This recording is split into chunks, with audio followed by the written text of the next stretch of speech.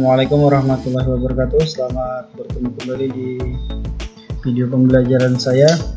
Nah, pada kesempatan kali ini kita bersama-sama akan mengenali beberapa masalah yang biasanya terjadi pada sistem pendingin mesin sepeda motor.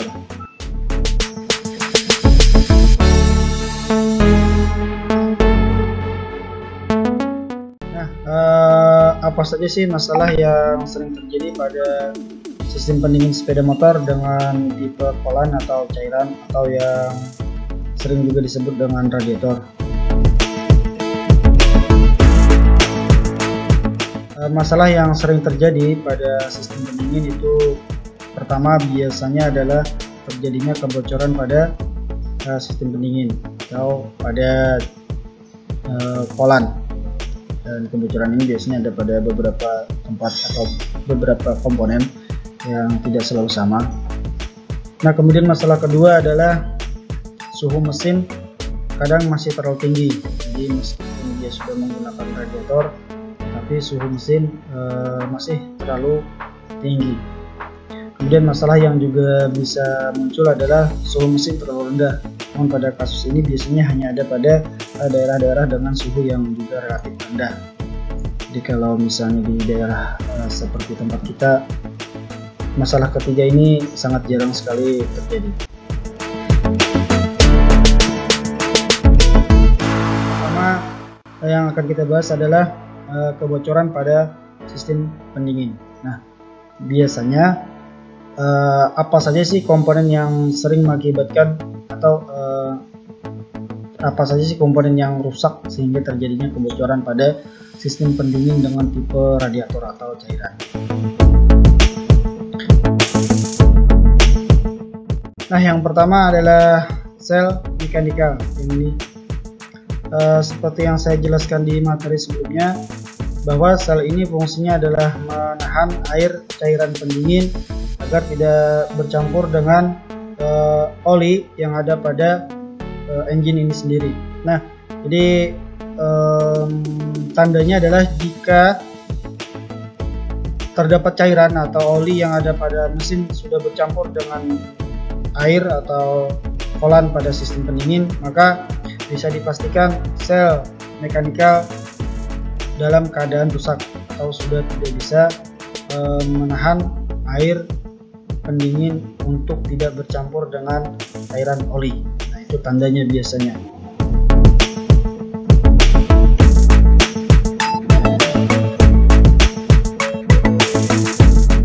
Kemudian yang kedua adalah o-ring. Ini o-ring.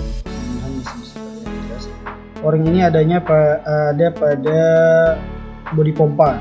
Jadi setelah bodi pompa kemudian ditutup. Nah, di penutupnya itu terdapat o-ring.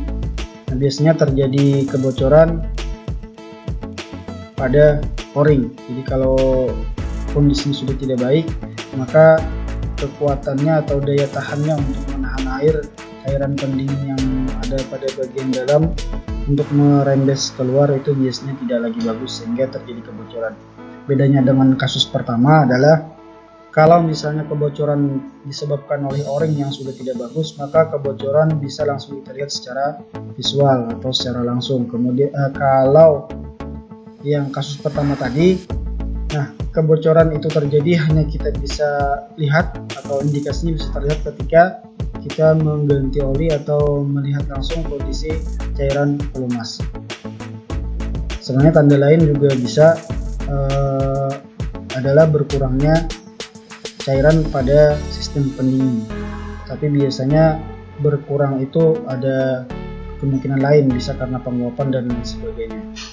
Yang pasti jelas kalau misalnya berkurang lalu bercampur dengan oli, berarti yang terjadi adalah kasus yang pertama tadi.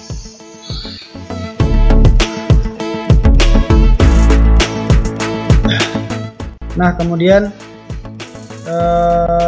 tutup radiator rusak. Nah, pada kasus ini sebenarnya pada bagian tutup radiator juga terdapat karet atau pelindung agak gunanya untuk memastikan bahwa pemasangan tutup radiator dengan radiatornya terpasang dengan baik atau dengan kata lain sangat rapat, sehingga jika terjadi tekanan berlebih tekanan ini membuat uap itu keluar pada jalur seharusnya, yaitu kembali ke tangki cadangan. Namun jika bagian karet ini sudah mengalami kerusakan atau tidak lagi bagus, maka kemungkinan besar akan menimbulkan rembesan-rembesan cairan pendingin ketika terjadi tekanan yang tinggi. Inilah yang juga mengakibatkan terjadi kebocoran pada sistem pendingin.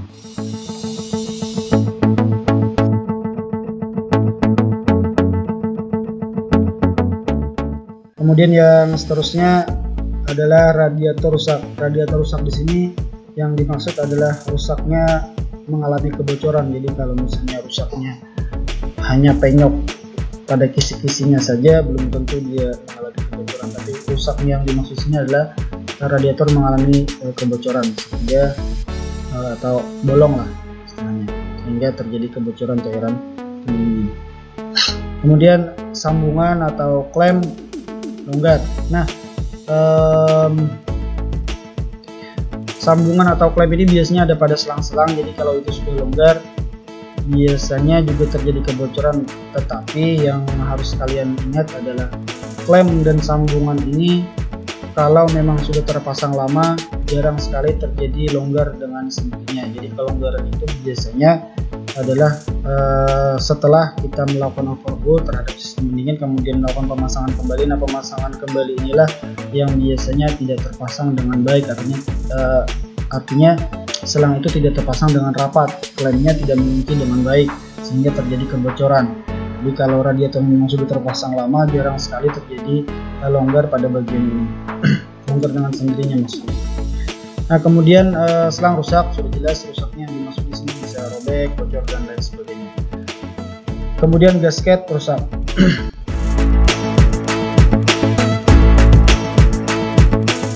Nah, kemudian masalah yang kedua pada sistem pendingin adalah suhu mesin masih terlalu tinggi. Ini meskipun dia sudah bersirkulasi, bagi yang masalahnya tidak termostat, sudah bersirkulasi tetapi masalah suhu mesin masih tetap saja tinggi. Nah, apa saja kira-kira komponen yang bermasalah ketika hal ini terjadi? Kita lihat bersama.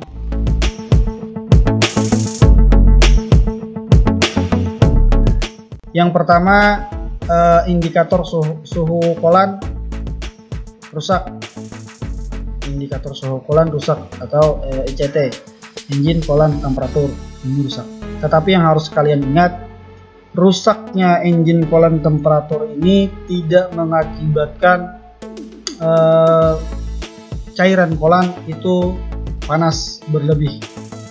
Yang harus kalian ingat adalah fungsi engine kolan temperatur ini adalah menginformasikan kepada ECM agar bisa disampaikan ke pengendara melalui kedipan wheel bahwa suhu air pendingin sudah melebihi batas yang diizinkan.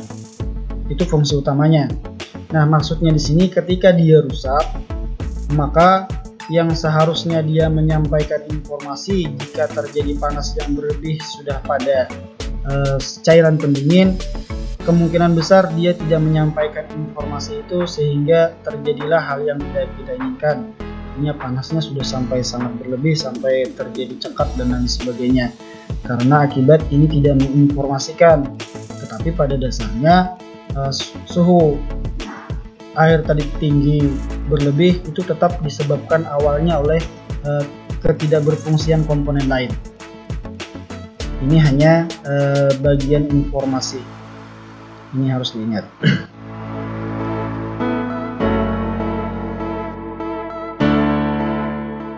Nah, ini juga saya lampirkan seperti materi kita yang kemarin.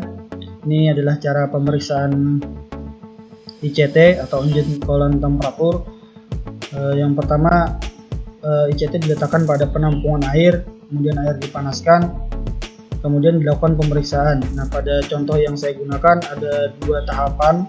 Pada kondisi air pada penampungan ini berada pada 40 derajat, maka hasil pembacaan dengan ohmmeter dengan multitester adalah 1,0 sampai 1,3 kilo ohm. Ketika air sudah mencapai 100 derajat, maka hasil pembacaan biasanya 1,0 sampai 1,2 kilo ohm. Nah, jadi jika Anda melakukan pemeriksaan dengan tipe motor yang kurang lebih sama seperti yang saya contohkan, atau Anda lihat di BPR sama seperti ini, maka ketika pemeriksaan itu Anda lakukan dengan memperhatikan perubahan suhu yang seperti ini, pada suhu 40 seperti ini, pada suhu 100 seperti ini. Jika tidak demikian, maka bisa dipastikan nanti informasi yang akan diberikan oleh ECT ketika motor beroperasi tidak akan benar. Artinya ketika terjadi panas yang berlebih, misalnya Anda panaskan sampai lebih dari 100 derajat, informasi tetap seperti ini, maka dipastikan hasil pengukuran tetap seperti ini, maka dipastikan ECT tidak akan menginformasikan ke ECM, sehingga ECM tidak akan menindaklanjuti informasi, atau dengan kata lain mil pada dashboard tidak akan menyala. Ini juga akan berakibat buruk jika tidak diperbaiki. Yang harus kalian perhatikan saat melakukan perendaman adalah jangan sampai ujung bagian bawah sensor menyentuh penampang bagian bawah penampungan air.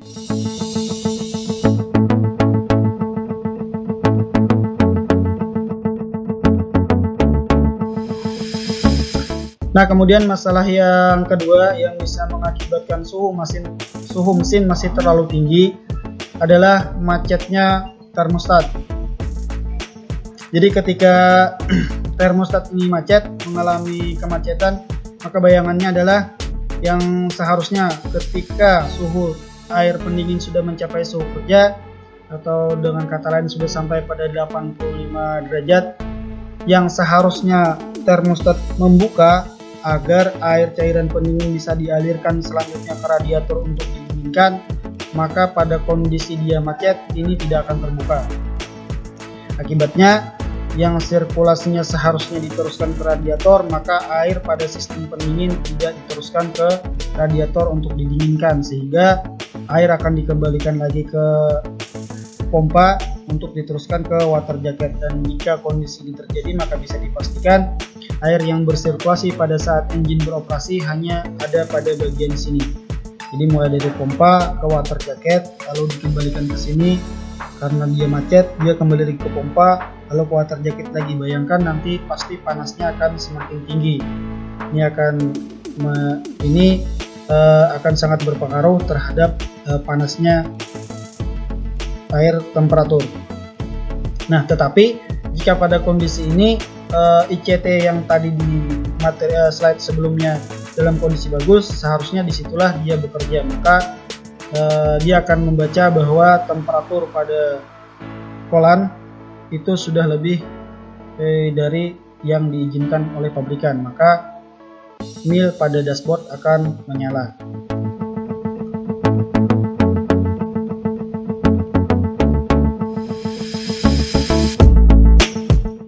Ini juga sama seperti materi sebelumnya. Ini adalah gambaran termostat. Jadi ketika suhu sudah mencapai suhu kerja, air yang tadinya di sini akan mengalir ke bagian sini untuk diteruskan ke radiator, karena katup pada bagian dalam sudah terbuka. Dia mengalir melalui dinding bagian samping, atau seperti gambar kita lihat di sini, maka dia akan ke bagian bawah. Jika sudah dia ke bagian sini, maka bisa dipastikan dia akan diteruskan ke radiator untuk didinginkan.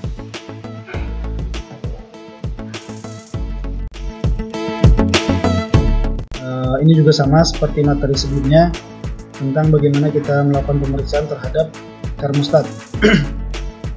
Saya ulang sedikit, air dipanaskan hingga 80,5 sampai 83,5 derajat Celcius.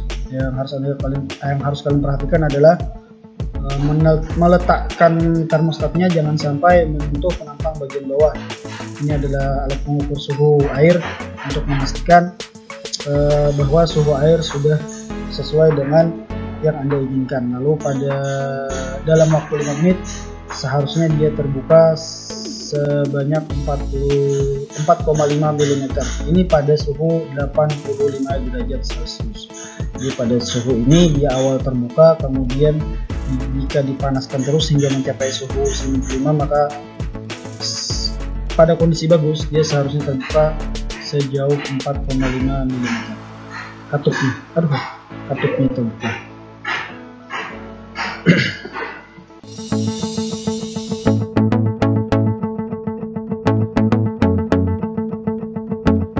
Nah, kemudian yang juga yang kemungkinan bisa menyebabkan suhu air pendingin atau kolan bisa sangat tinggi adalah juga kerusakan pada tutup radiator. Jadi bayangannya pada tutup radiator ini ada dua katup. Yang katup pertama itu berfungsi untuk, bukan katup pertama sih, kedua-duanya bisa jadi katup pertama dan katup kedua. Gini aja deh, dua katup di sini fungsinya dua. Dia bisa sebagai katup tekanan, artinya kalau ada tekanan berlebih dari radiator maka dia akan membuka lalu menyalurkan uap ke tangki cadangan. Atau katup yang berikutnya adalah katup dengan vakum. Jadi kalau ada misalnya kekurangan pada radiator maka terjadi kevakuman dan dia akan menarik air dari tangki cadangan ke radiator untuk memenuhi jumlah cairan sistem pendingin pada radiator. Nah, kerusakan yang dimaksud di sini adalah katup tekan. Jadi kalau misalnya katup tekan sudah tidak berfungsi, maka ketika panas yang terjadi tekanan yang berlebihan pada radiator, katup tidak akan membuka. Begitu katup tidak membuka, maka uap atau suhu panas itu tidak akan disalurkan ke tangki cadangan. Nah, memang kasus ini tidak begitu berpengaruh banyak, maksudnya tidak begitu besar pengaruhnya dibanding dengan terjadi kerusakan pada termostat tadi, kalau dibanding dengan kerusakan yang terjadi pada tutup, karena ini efeknya sedikit lebih kecil, tetapi tetap saja bisa saja ketika masalah panas berlebih terjadi, komponen-komponen lain setelah kalian melakukan pemeriksaan dalam kondisi bagus, bisa jadi masalahnya adalah pada bagian tutup radiator.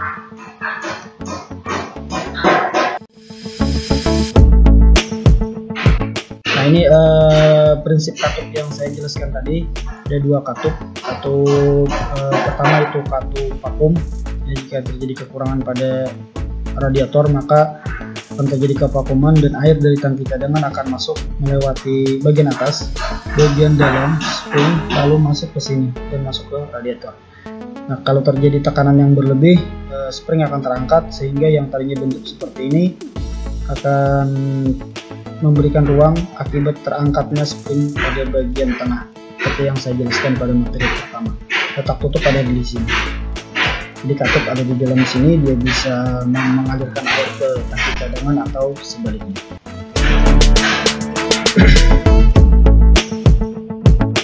Nah, masalah selanjutnya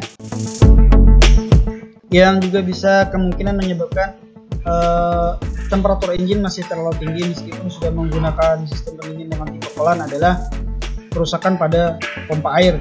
Ini sangat jelas, jika terjadi kerusakan pada pompa air tentu saja sistem pendingin tidak akan bisa bersirkulasi dengan baik, atau kemungkinan bisa juga dia tidak rusak, hanya saja bagian impeller sudah terkikis sehingga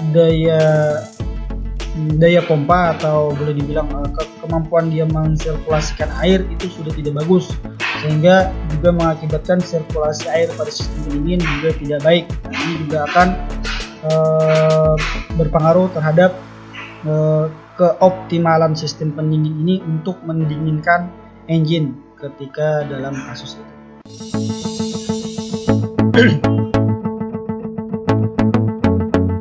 Kemudian masalah yang juga kemungkinan menyebabkan temperatur masih tinggi adalah kerusakan pada radiator. Jelas kalau ini terjadi kalau terjadi kerusakan pada radiator, ini akan sangat berpengaruh. Rusaknya bisa bocor seperti kasus pertama. Kalau bocor lalu bayangannya airnya habis, tentu saja akan terjadi panas yang berlebih. Atau bisa juga dia tersumbat. Jadi kalau tersumbat, intinya terjadi kerusakan lah pada bagian radiator. Atau bisa juga kisi-kisinya ini buntu. Jadi kalau kisi-kisinya sudah buntu, maka angin yang ditembakkan oleh kipas seharusnya bersirkulasi keluar untuk membawa rambatan panas tidak terjadi dengan baik. Itu juga bisa kemungkinan menyebabkan suhu engine masih terlalu tinggi. Nah, masalah kedua adalah motor kipas radiator rusak. Ini sangat jelas, kalau misalnya motor ini terjadi rusak, maka sudah pasti kipas tidak akan berputar dengan baik, sehingga atau bahkan tidak berputar sama sekali, sehingga yang seharusnya radiator ini dilewatkan udara untuk menghilangkan rambatan panas yang terjadi di sini tidak terjadi dengan baik. Itu juga akan mengakibatkan air yang tadi masuk dari selang yang ini untuk didinginkan, tetapi kenyataannya dia tidak didinginkan, sehingga dia masuk lagi, ini selangnya, ke pompa untuk disalurkan ke water jacket masih dalam kondisi panas. Ini jelas, ini hampir sama kasusnya dengan termostat yang macet, karena air yang dikembalikan ke water jacket itu kondisinya masih sama dengan air yang keluar dari sana. Jadi sama saja, dia akan lama kelamaan dia akan semakin panas dan terus menerus semakin panas. Nah, kemungkinan juga kerusakan pada motor bukan disebabkan oleh motornya sendiri yang rusak, tetapi relay motornya. Relay motor kipas. Relay motor kipas. Jadi masalahnya kemungkinan bukan hanya pada motor kipas, bisa saja motor kipasnya masih bagus, tetapi relaynya bermasalah, sehingga aliran arus yang seharusnya sampai ke sini untuk membuat kipas ini beroperasi tidak sampai dengan semestinya, sehingga akhirnya kipasnya tidak beroperasi secara semestinya. Ini juga akan terjadi kemungkinan panas yang berlebih. Jadi ketika Anda menemui kasus di mana kipas tidak berputar, kemungkinan kerusakan itu bisa jadi dua. Pertama, motornya sendiri rusak, kedua hanya relaynya yang bermasalah, atau bisa jadi juga kabelnya saja yang mengalami masalah. Jadi sebaiknya pemeriksaan dilakukan secara bertahap, mulai dari arus misalnya ke relay, kemudian arus yang keluar dari relay setelah relay beroperasi karena mendapat arus dari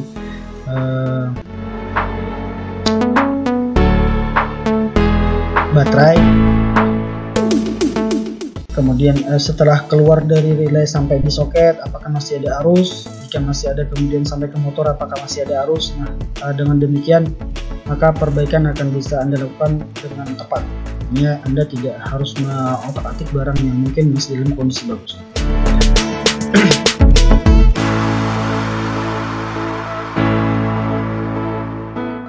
Nah, kemudian masalah selanjutnya yang kemungkinan bisa menyebabkan suhu engine masih terlalu tinggi adalah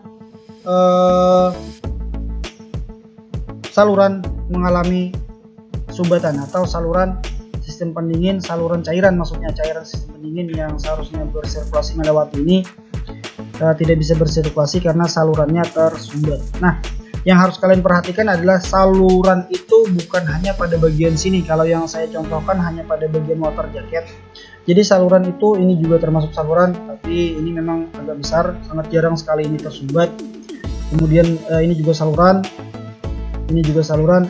Yang kemungkinan tersumbat itu adalah di bagian sini water jacket, karena mungkin terjadi pengkaratan, atau di bagian radiator karena mungkin sudah lama digunakan, terjadi pengkaratan lalu tersumbat. Nah, hal demikian juga kemungkinan bisa menyebabkan suhu engine masih akan tinggi meskipun sudah menggunakan sistem radiator atau sistem pendingin dengan tipe pelan.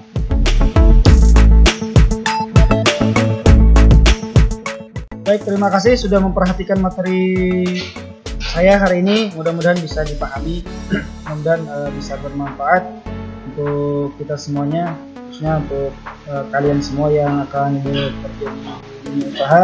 Ketika Anda menemukan kasus yang seperti ini, mudah-mudahan apa yang saya sampaikan bisa jadi referensi untuk kalian semua.